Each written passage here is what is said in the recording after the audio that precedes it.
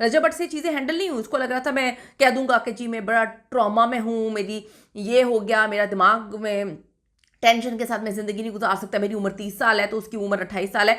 वो जो बैकलैश हुआ है उसको अंदाज़ा भी नहीं था कि इस तरह से उसका बुरा हाल होगा।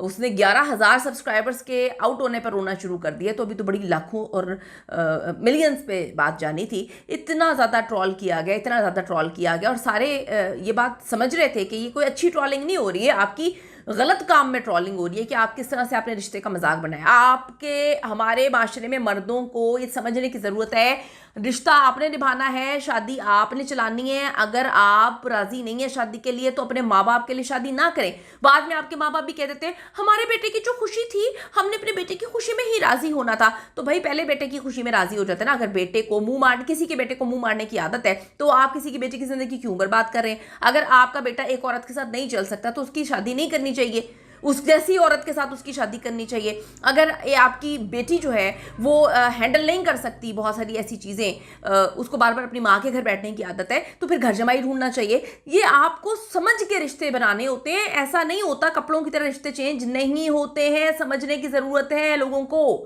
अब आप ये देखिए कम्युनिटी के बासर अफराद और ख़ासतौर पर अल्लामा आसिफ रज़ा अलवी साहब इस मामले में एकदम आते हैं, मस्बत किरदार अदा कर रहे हैं।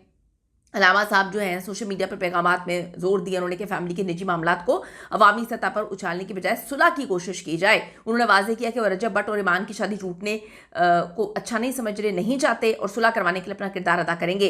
इसी मदाखलत और अवामी दबाव की वजह से रजब भट्ट ने तलाक का फैसला वापस लिया। कोई ना कोई मफाद ही होगा। मैं एक बात कहती हूँ, ये बात हमेशा याद रखिएगा, अगर इंसान खुद बदलना ना चाहे तो वो नहीं बदलता। अगर इंसान, कोई भी इंसान, लड़का हो लड़की हो, अगर उसको इस चीज़ का एहसास ही नहीं है कि वो गलत कर रहा है, यकीन करें आप जो मर्जी कर लें, उसको एहसास नहीं है। ये एहसास अंदर से होता है। अगर आपको अंदर से एहसास ही नहीं है कि आपने कुछ गलत किया तो आप बार बार ये गलतियां और गुनाह करेंगे और आपको तो लगेगा ही नहीं कि आपने गलत किया है ना। बहुत सारी औरतें भी ऐसी हैं। अगर ये मामला सेटल हो भी जाते हैं तो ईमान को भी अपने आप को चेंज करना चाहिए। बानो कुद्सिया की बात बिल्कुल फिट है। जो औरतें भाग भाग के अपना मैका बसाती हैं वो अपना ससुराल नहीं बसा सकती। वो कहती हैं जी मुझे ये भेज देता था, वो भेज देता था।